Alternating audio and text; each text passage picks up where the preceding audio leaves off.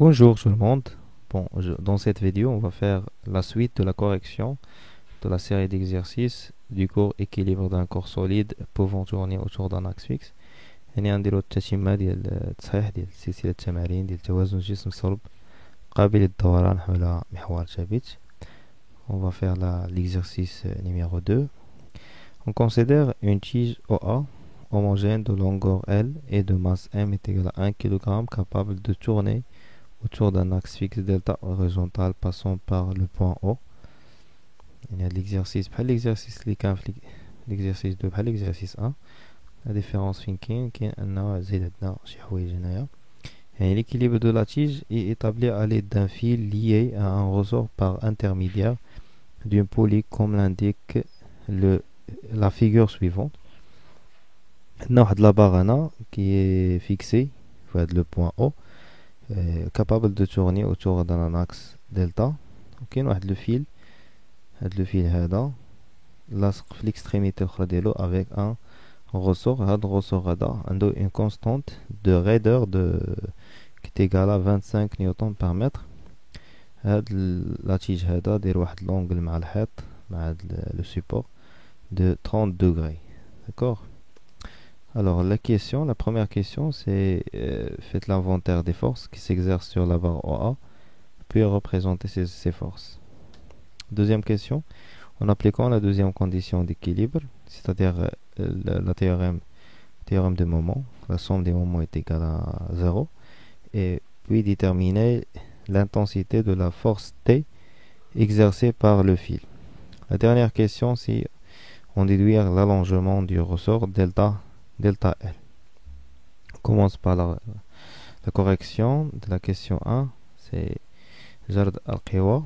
قلنا باش كنبغيو نديرو جرد القوى ضروري من تحديد المجموعة المدروسة. داكوغ المجموعة المدروسة هي لو سيستيم étudié هي هاد لا باغ ولا لا تيج او ا. alors المجموعة المدروسة ديالي هي هاد لا باغ او ا. la première force نديرو دابا le bilan des forces. La première force c'est le poids de la tige, le poids de la barre P. Le point d'application dit le poids, c'est le centre d'inertie G. Deuxième force, c'est la tension du fil au point G. Tension de fil.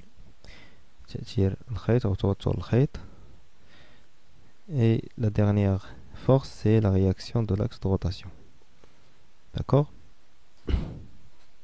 Et on a déjà représenté les forces dans la figure. La deuxième question, en appliquant la deuxième condition, c'est-à-dire déterminer l'intensité de la force T exercée par le fil. La tension du fil à travers l'application de le théorème des moments.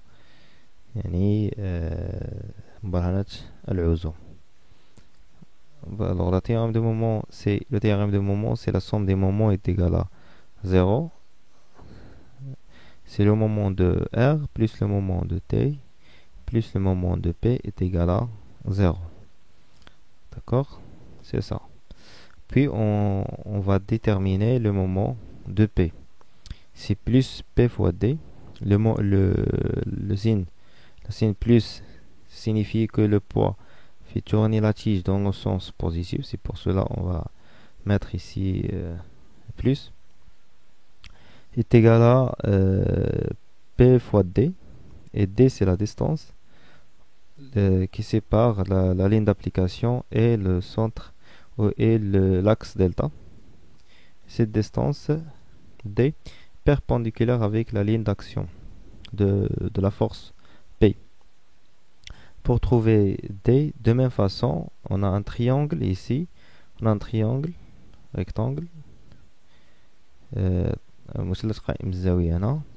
l'angle alpha, on a OG sur le milieu de la tige, c'est-à-dire L sur 2 et la distance D.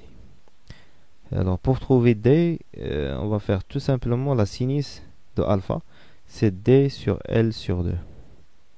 Alors D est égal à L sur 2 fois sinus alpha.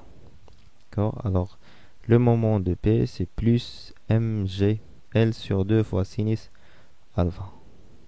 On passe au moment de deuxième force, c'est le moment de T, c'est moins T, car la force, bien, la tension de fil, elle tourne la barre vers le sens inverse du sens conventionnel.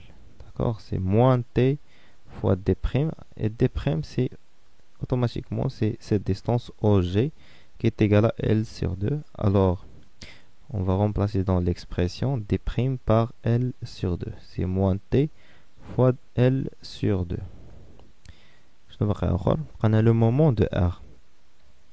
Le moment de R est égal à 0. La ligne d'action de la force R passe par delta, par l'axe delta. On a عارفين يعني أي force la ligne d'action ديالها كيتقاطع مع delta mais يكونش عندها moment.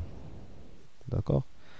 Alors on va remplacer chaque moment par leur expression.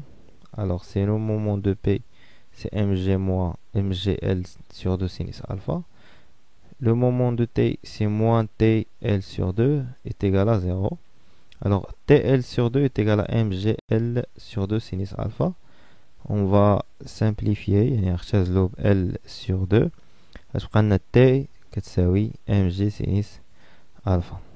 M ou G ou alpha, déjà qu'il y a les données de l'exercice, alors il suffit de remplacer ces valeurs. On trouve finalement T est égal à 5 newtons. Bon, pour la troisième question, c'est on déduit l'allongement du ressort. C'est simple, on sait bien que T est égal à K fois delta L. K, عطاوها في معطيات و T حسبناها في la question précédente.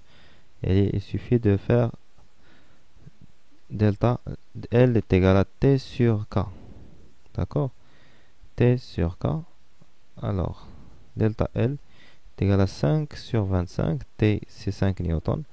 Et K, c'est 25 newtons par mètre. On trouve delta L est égal à 20 cm. Bon, merci pour votre attention.